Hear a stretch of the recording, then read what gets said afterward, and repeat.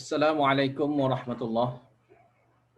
Alhamdulillah nahmaduhu wa nasta'inuhu wa nastaghfiruhu wa nu'minu bihi wa natawakkalu alayhi wa na'udzu billahi min shururi anfusina wa min sayyiati a'malina. May yahdihillahu fala mudilla lahu wa may yudlil fala hadiya lahu.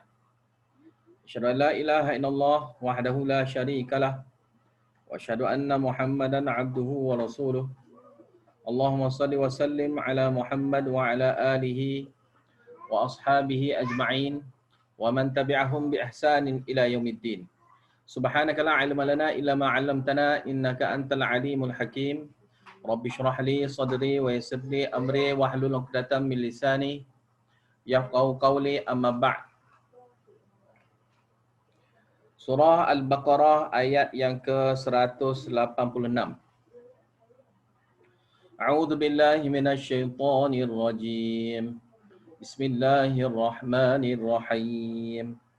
Wa idza sa'alaka 'ibadi 'anni fa inni qarib. Ujibu da'watad da'i idza da'an. Falyastajibu li wal yu'minu bi la'allahum yarshudun. Ayat ini jumlah mu'taridah. Ayat ini jumlah mu'taridah, yakni jumlah yang terpisah daripada jumlah yang sebelum, ayat yang sebelum dengan ayat yang selepas. Mana ia adalah bentuk selingan. Ia adalah bentuk selingan yang diberi sini ayat jumlah mu'taridah inilah. Dan jumlah mu'taridah ini banyaklah di dalam Al-Quran. Jumlah yang berpisah antara ayat yang sebelum dengan ayat yang selepas. Kerana ayat yang mula-mula diceritakan pasal puasa. Kemudian datangnya ayat ini seolah-olah tidak ada kaitan dengan puasa. Kemudian didatangkan ayat sambungan selepas tu, iaitu ayat yang ke-187, sambungan balik hukum pasal puasa. Jadi sini maksud ayat sini adalah Allah Ta'ala nak menyentuh tentang tauhid dalam berdoa. Iaitu seolah-olah maksud pada ayat ini adalah fad'ullaha mukhlishina lahuddin. Maka hendaklah kamu berdoa kepada Allah Ta'ala dengan tulus ikhlas dalam perkara doa ibadah kamu itu. Jadi ayat dia yang berbunyi sini, wa idza sa'alaka 'ibadi 'anni fa inni qarib. Bila ditanya kepada kamu oleh hamba-hambaku, anni tentang aku, fa inni qarib, maka sesungguhnya aku adalah dekat.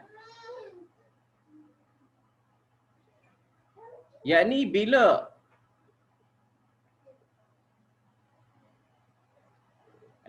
dimohon ataupun ditanya, diminta kepada kamu, ditanya kepada kamu oleh hamba-hambaku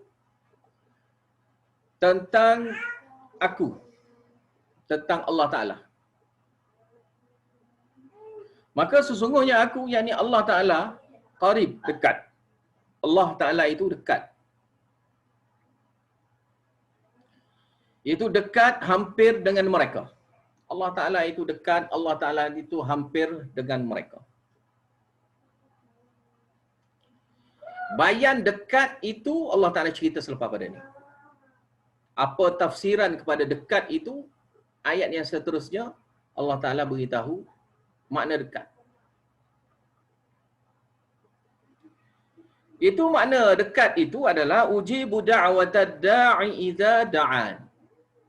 Aku akan terima, memperkenankan Doa orang yang berdoa.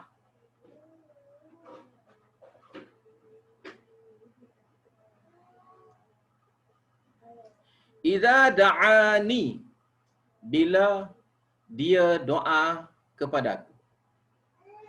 Bila dia berdoa minta kepada aku.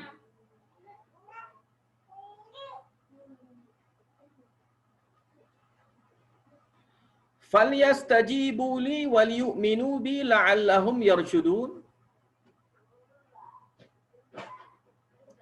Maka hendaklah mereka itu menyahut seruanku. Wal yu'minu bi, dan beriman denganku. La'allahum yarshudun, mudah-mudahan mereka itu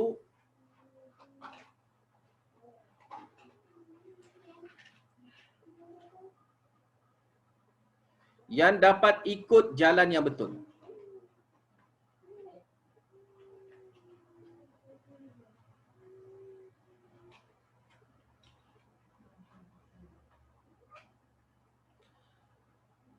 Jadi sini Allah Ta'ala beritahu tentang tauhid fid doa, tauhid dalam bab doa.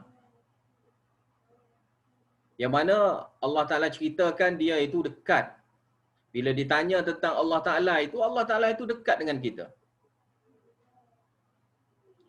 Jadi tidak ada yang dekat melainkan hati lah. Yang paling dekat sekali dengan kita adalah hati. Dekatnya Allah Ta'ala dengan hati kita. Dan bukti dekat itu, Allah Ta'ala beritahu, Allah Ta'ala akan memperkenankan doa. Orang yang berdoa minta kepada dia. Tapi kena ikut syarat dia lah. Syarat dia yang selepas pada tu. Falyastajibu li, maka hendaklah mereka semua menyahut suruanku, perintahku. Segala perintah-perintah Allah Ta'ala hendaklah kita semua ikut. Dan beriman pada Allah Ta'ala. Beriman pada Allah Ta'ala dengan iman yang benar. Dengan kepercayaan yang benar. Yang tulus ikhlas. Yang mana hasil dia pasti mereka semua akan mendapat petunjuk Allah Ta'ala dan dapat membawa diri dengan jalan yang betul. Membawa jalan yang betul.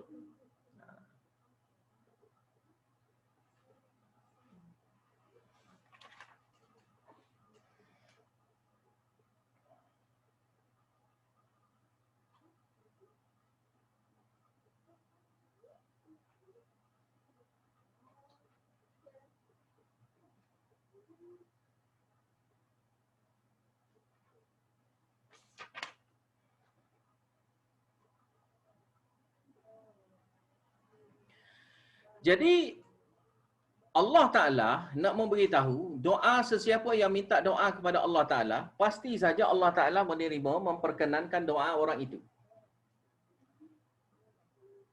Ini satu berita yang baik, satu berita gembira daripada Allah Ta'ala. Yang Allah Ta'ala sampaikan di sini, yang mana ayat itu berbentuk perkataan Allah Ta'ala menerima, memperkenankan doa. Ayat memperkenankan doa terlebih dahulu disebut, kemudian barulah ayat berdoa. Yang biasanya berdoa maka akan diperkenankan. Itu ayat dia. Ayat dia sepatutnya berdoa maka akan diperkenankan doa. Sini pula terbalik. Diperkenankan doa, berdoa. Bila berdoa, diterbalikkan perkataan. Bila diterbalikkan perkataan, maksud dia akan jadi lebih kuat. Satu kekuatan situ hanya Allah Ta'ala saja boleh menerima doa. Satu. Allah Ta'ala saja yang dapat menerima doa sesiapa yang mohon doa. Memperkenankan doa ini hanya hak milik Allah Ta'ala secara mutlak. Dan Allah Ta'ala saja boleh memberi apa yang kita makhluk hajati. Yang makhluk minta tu Allah Ta'ala saja boleh memberikan. Manakala makhluk untuk dapatnya perkenan Allah Ta'ala mesti kena doa. Allah Ta'ala boleh saja bagi pada kita tanpa kita doa. Boleh. Tapi Allah Ta'ala nak tengok tauhid kita. Betul ke tidak, jujur ke tidaknya kita mentauhidkan Allah Ta'ala dalam bab doa. Maka kita kena sebut doa. Ya Allah, aku mohon itu, aku mohon ini. Mana kita kena minta kepada Allah Ta'ala.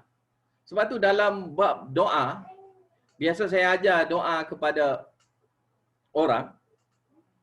Benda yang paling penting dalam doa, jangan doa dalam hati. Jangan doa dalam hati. Angkat tangan, mulut tutup. Yang bercakapnya hati. Cara gini tidak tuntunan sunnah. Yang sunnahnya adalah menyebut.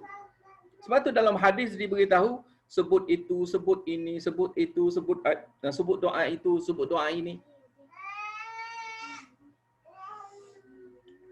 Bukan hanya doa itu adalah bentuk percakapan dalam hati semata. Tidak. Bahkan disebutkan dengan lidah. Disebutkan doa itu dengan lidah kita. Kalau kita nak minta ampun, ya Allah, Allahumma ghfirli, Rabbi ghfirli ke, kita doa, sebut. Jangan kita Rabbi ghfirli itu kita mulut tutup, tak cakap, tidak. Doa mesti disebutkan. Sebab tu dia panggil doa. Doa juga dengan makna seru. Dan seru tak akan dapat dipanggil seru kecuali kita sebut. Kita kena sebut. Seru ni kena sebut. Baru dia panggil talafuz, menyebutkan lafaz. Maka itu dia panggil doa. Sebab tu kalau kita nak kenal yang jenis yang mengaku jadi tok bomok Islam ataupun perubatan Islam ni, kalau kita nak tengok yang pelik-pelik tu, biasanya bila dia baca doa tak bunyi. Bila dia baca doa tak bunyi. Mulut saja kumat kami. Doa dia bunyi tak bunyi. Sebab biasa doa ruqyah yang diajar dalam hadis adalah bentuk percakapan kita dengan orang yang sakit itu. Maknanya orang sakit itu dapat mendengar. Ataupun disebut, ataupun dibacakan Al-Fatihah ke apa, orang yang dibacakan Al-Fatihah itu dengar. Dengar. Tetapi bila dibacakan, tapi tak bunyi apa-apa, maka sini antara salah satu tanda lah daripada guru saya dulu, dia kata tu tanda yang tak betul gitulah. Tanda yang jenis ruqyah yang tak betul, antara tanda dia, umat kami saja tak tahu baca apa. Lepas tu bila kita tanya, ada kita baca ayat-ayat begitu je, dia kata. Tetapi mulut dia tak bunyi. Tak bunyi. Sepatut bila dia baca ruqyah, doa, mana doa ni sebenarnya bukan dia seorang saja baca, maka yang dia baca tu dapat didengar oleh orang yang dibacakan doa ataupun dibacakan ruqyah. Maka sepatutnya orang ataupun pesakit itu dapat dengarlah apa yang dia baca. Dan satu lagi, bila kita dapat dengar apa yang dia baca, maka hasil daripada bacaan dia itulah barulah kita tahu ruqyah dia itu betul atau tidak. Kalau tidak didengari, maka itu salah satu petanda dia nak menyembunyikan bacaan. Dan bacaan dia boleh jadi syirik pada Allah Ta'ala. Boleh jadi syirik pada Allah Ta'ala. Boleh jadi. Mungkin syirik pada Allah Ta'ala. Maka kita akan berprasangka dia mungkin jenis melakukan amalan-amalan syirik dalam melakukan ruqyah. Kerana tidak dibunyikan bacaan yang dia baca. Maka sini antara poin utama untuk kita berdoa adalah kita sebut. Kita menyebut lafaz doa itu. Kita menyebut. Mana tak semestinya kita laung, kita kuatkan suara. Tidak. Tetapi kita menyebutlah lafaz itu. Bukan mulut kita tutup, baca dalam hati, itu tak panggil membaca. Itu tak panggil membaca. Sebut dalam hati tak panggil membaca. Bila membaca ataupun menyebut doa adalah bentuk melafazkan.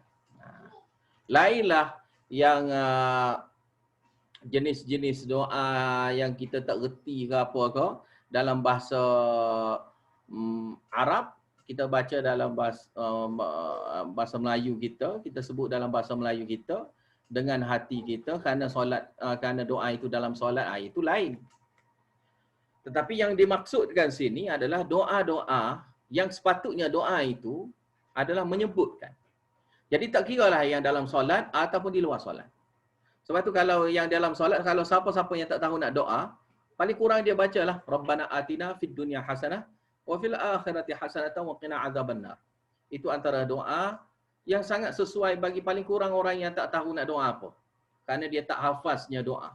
Paling kurang pun dia baca doa ni.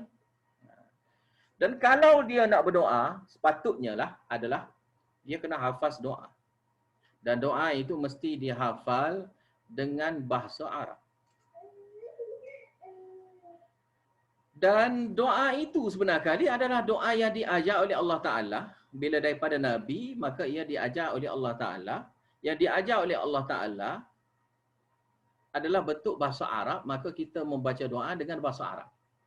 Tetapi sekiranya kita tak dapat baca dalam bahasa Arab, maka kita bacakan dalam bahasa Melayu.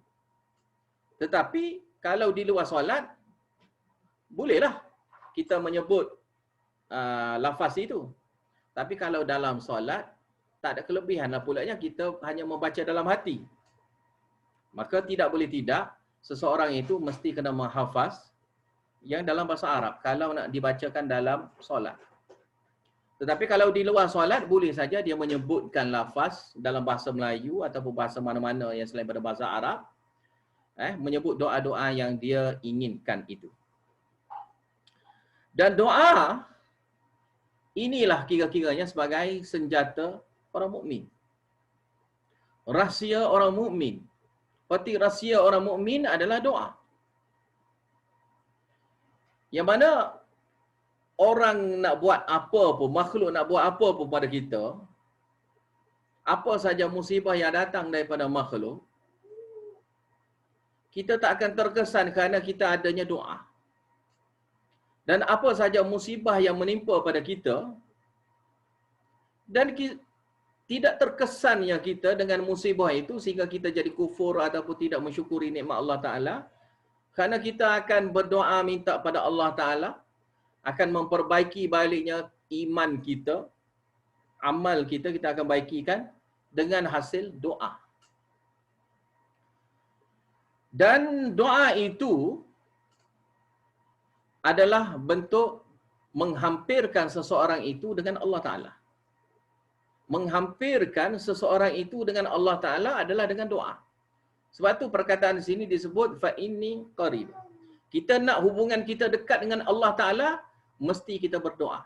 Mesti kita kena berdoa minta kepada Allah Ta'ala. Barulah hubungan kita dengan Allah Ta'ala dekat. Dan hubungan dengan Allah Ta'ala itu akan jadi jauh sekiranya kita ini malas ataupun sombong untuk berdoa. Sombong untuk berdoa. Yang mana orang yang sombong dalam berdoa, dia akan dijauhkan daripada rahmat Allah Ta'ala dan akan didekatkan dengan azab dan juga kehinaan daripada Allah Ta'ala. Itu bahaya.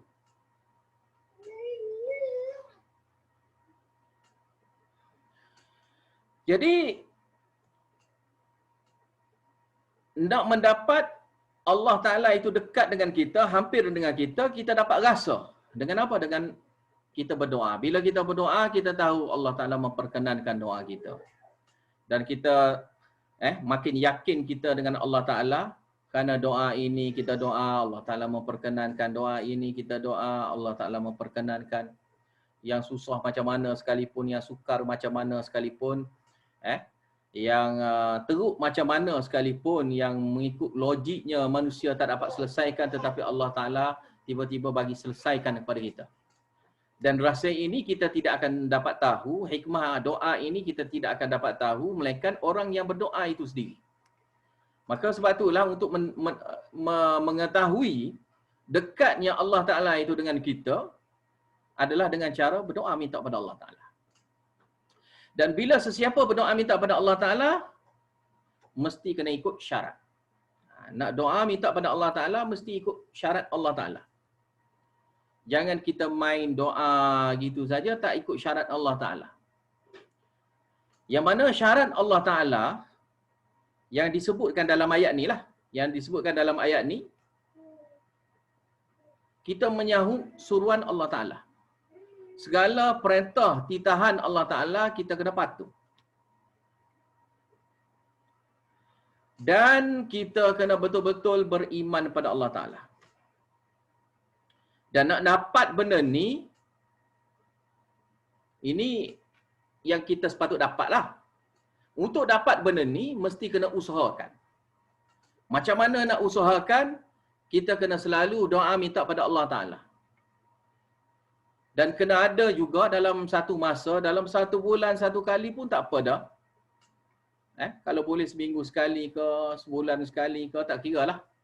Jangan pula setahun sekali baru nak buat. Iaitu solat malam. Solat malam.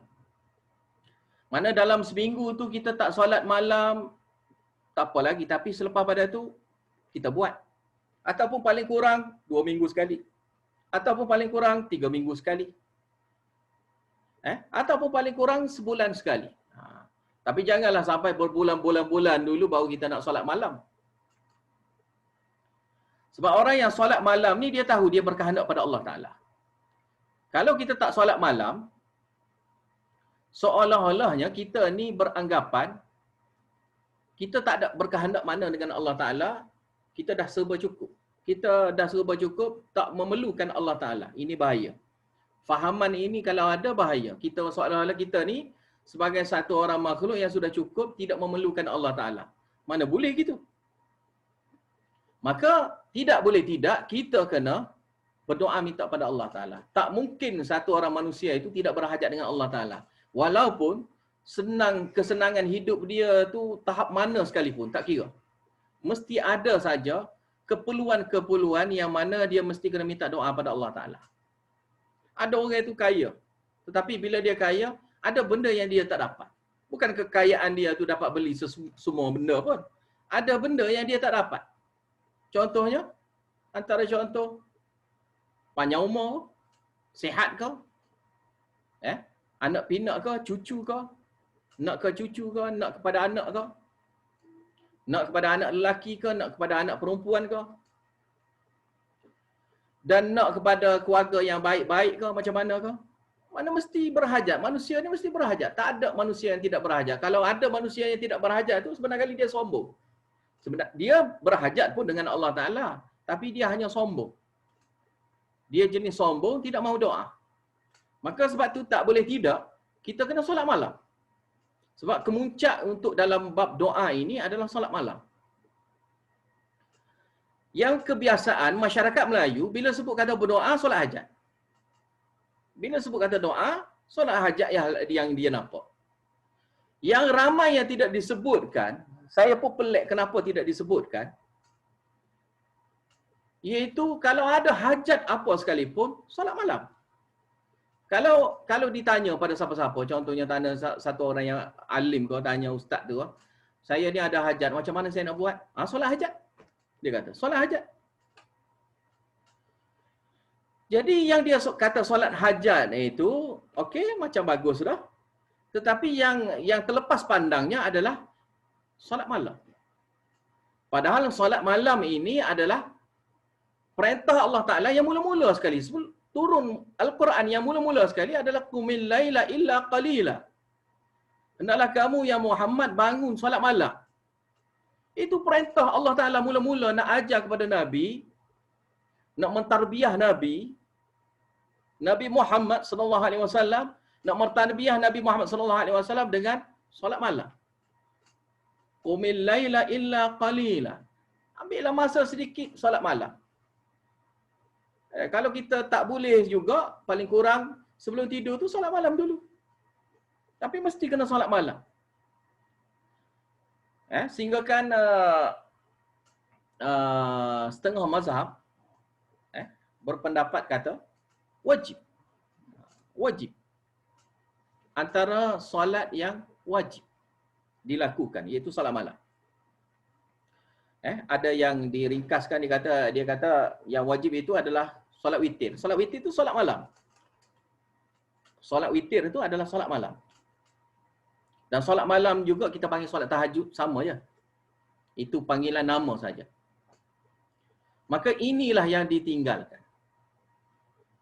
Iaitu solat malam. Dan bulan puasa kita solat siang hari ke? Sibuk dengan solat sunat siang hari ke? Tak. Kita tak sibuk dengan solat sunat siang hari. Kita sibukkan diri dengan solat sunat malam hari. Sebab tu ada tarawih. Adanya solat tarawih. Solat tarawih itu adalah solat malam. Jadi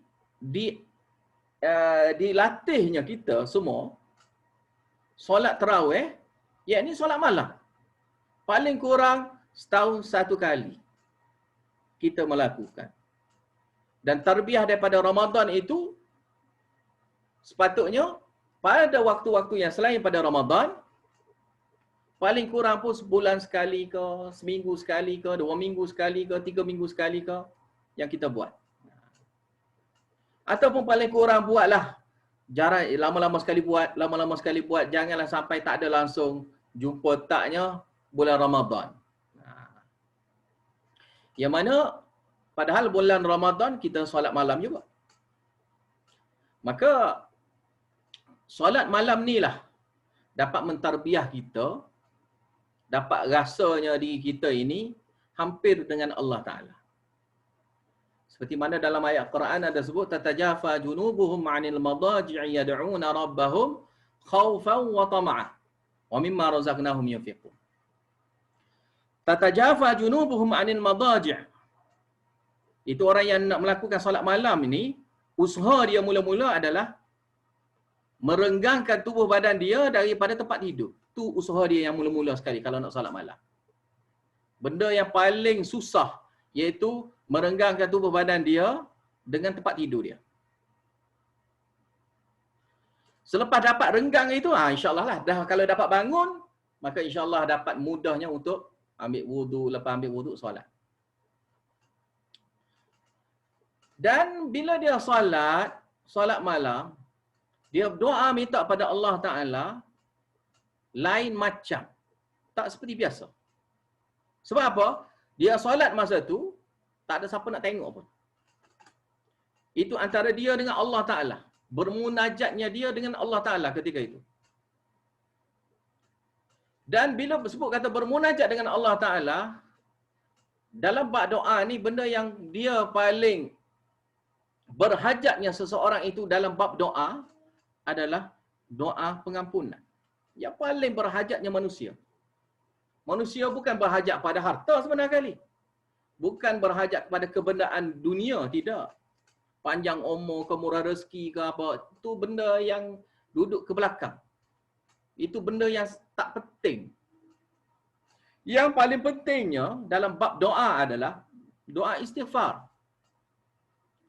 Maka sebab tu satu orang manusia, bila dia bangun solat malam, dia berdoa dengan perasaan khaufan, dengan perasaan takut. Dengan perasaan takut gerun dengan Allah Ta'ala. Maka dia akan mohon ampun pada Allah Ta'ala kesalahan-kesalahan yang dia sudah lakukan sebelum pada ni. Dan dia minta ampun pada Allah Ta'ala itu kerana dia tu takut pada Allah Ta'ala. Takutnya Allah Ta'ala bila mematikan dia, Allah Ta'ala akan azabnya dia. Dan selesainya hajat yang paling penting itu, barulah dia memberitahu apa keinginan besar dia, iaitu tama'ah. Apa keinginan besar dia. Yang dia doa, dia nak berdoa tu yang berkehendak sangat tu. Apa dia? Apalah yang dia nak doakan, dia nak minta. perkataan tama'a sini lebih kurang seperti mana bahasa Melayu, iaitu bahasa Melayu dengan makna tamak. Tamak ni maknanya orang tu nak, kalau boleh nak semua. Itu dipanggil tamak. Tapi dalam ni diguna perkataan tamak juga, iaitu tamak, tama'an. Mana orang itu kalau boleh nak semua sekali yang Allah Ta'ala nak bagi pada dia, Allah Ta'ala nak semua sekali. Dia nak semua sekali daripada yang Allah Ta'ala nak memberikan pada dia. Allah Ta'ala nak berikan pada dia. Kerana dia rasa sangat berhajat dengan apa saja yang Allah Ta'ala beri. Maka inilah orang yang betul-betul jujur dalam berdoa. Kerana doa dia itu bukan doa yang jenis tak apalah Allah Ta'ala tak bagi pun tak apa. Tak. Dia jenis tamak. Tamak ni mana dia betul-betul harap. Benda yang dia nak tu dapat. Maka itu cara kita berdoa. Mesti kita kena doa yang mula-mula yang paling pentingnya adalah doa pasal istighfar. Doa keampunan. Doa yang betul-betul memberitahu kita ni takut pada Allah Ta'ala. Minta jauh daripada api neraka dan sebagainya. Dan kemudian hajat kita lah, apa yang hajat kita, apa yang kita inginkan itu. Apa yang kita nak betul doa perlindungan ke apa ke, doa lah minta. Maka kita minta lah apa yang kita hajati, tak kira lah apa. Tapi yang kita minta itu, kita bukan dengan minta dengan seolah-olah memberi gambaran kita ni tak apa. Allah Ta'ala tak bagi pun tak apa. Kita redha. Tak boleh. Kita kena doa yang mana doa yang penuh harap. Harap Allah Ta'ala nak bagi. Tama'a sini, mana doa yang penuh harap Allah Ta'ala akan baginya apa yang dia hajati itu. Sebab tu kita tak boleh doa, ya Allah kalau kamu nak bagi, bagi. Kalau tak bagi pun tak apa. Tak boleh kita doa yang betul gitu. Ada ayat yang seumpama ni tidak boleh. Apa saja mafhum yang semakna dengan ini. Tak boleh. Mesti betul doa, kita nak benda tu, kita beritahu nak benda tu. Tak boleh kita buat syarat pada Allah Ta'ala. Tak boleh ni, tak apalah. Kita boleh yang ni pun tak apa. Tak boleh ni pun tak apa. Tak boleh ni, tak apa. Kita nak yang ini. Boleh ni, tak apa. Jangan. Kita nak pada satu benda tu, kita minta terus apa yang kita nak. Jangan pula kita membuat syarat. Tak apa, tak boleh ni, kita nak ni. Kalau itu tak apalah. Yang ni paling kurang pun, ini pun tak apa dah. Jangan kita doa yang betul gitu. Kita doa betul yang harap sungguh. Yang kita minta tu Allah Ta'ala bagi. Ini antara cara dalam bab berdoa. Dan bila berdoa ni kita memberitahu apa yang kita hajati. Maka kita naknya Allah Ta'ala selesaikan hajat kita. Maka untuk selesaikan hajat kita, Allah Ta'ala nak tengok pengorbanan kita. Maka pengorbanan kita, adakah kita sanggup tolong membantu orang lain? Khaufan wa tama'a wa mimma razaqnahum yunfiqun. Daripada rezeki yang kami bagi pada mereka, mereka infakkan, mereka dermakan. Maknanya, mereka ini bukan sekadar mereka itu berdoa supaya Allah Ta'ala selesaikan hajat. Maka dia juga ambil sikap membantu orang lain. Mana dia membantu orang lain. Maka membantu orang lain sebenarnya kali hasil dia Allah Ta'ala akan bantu dia. Sesiapa yang membantu orang lain, Allah Ta'ala pasti akan membantu dia juga. Siapa dia yang memudahkan urusan orang lain, Allah Ta'ala akan mudahkan urusan dia. Siapa yang membantu urusan orang lain, maka Allah Ta'ala akan membantu urusan dia. Maka bila dia membantu orang lain, orang yang fakir miskin, orang-orang yang asnaf, memberi infak, memberi derma, maka ini bentuk pengorbanan yang dia sanggup korbankan. Walaupun dia minta dengan Allah Ta'ala, tetapi dengan kadar yang apa yang dia ada ni, dia infakkan. Dan bukan dia infak semua, dia infak sebahagian. Wa mimma, mana daripada sebahagian saja. Daripada sebahagian yang Allah Ta'ala bagi rezeki pada dia, yang serba sedikit itu, dia dermakan. Maka ini antara kaedah untuk dalam kaedah untuk berdoa. Yang mana yang paling pentingnya adalah solat malam. Bangun solat malam. Bangun, renggang daripada tempat tidur, kita melaksanakan solat malam. Maka dalam solat malam itu doalah. Dalam ketika solat itu doalah, tak kira dalam rokok ke, dalam sujud ke, ataupun dalam tahiyat ke, doa. Yang mana ada dalam hadis doa-doa dia. Yang mana kalau tak dapat doa dengan bahasa Arab, maka itu doa dalam hati lah. Tapi kalau nak selepas pada tu, awak doa lah.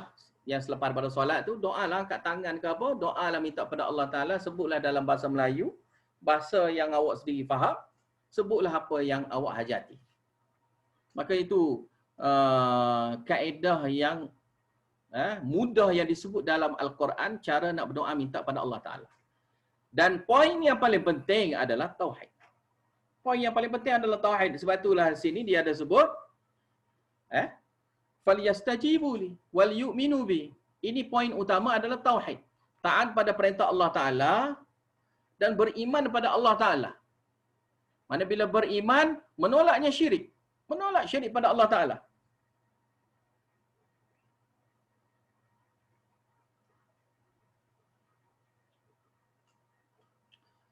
Setengah ulama tafsir dia terjemahkan falyastajibu li dengan mana falyatlubu minni ijabah.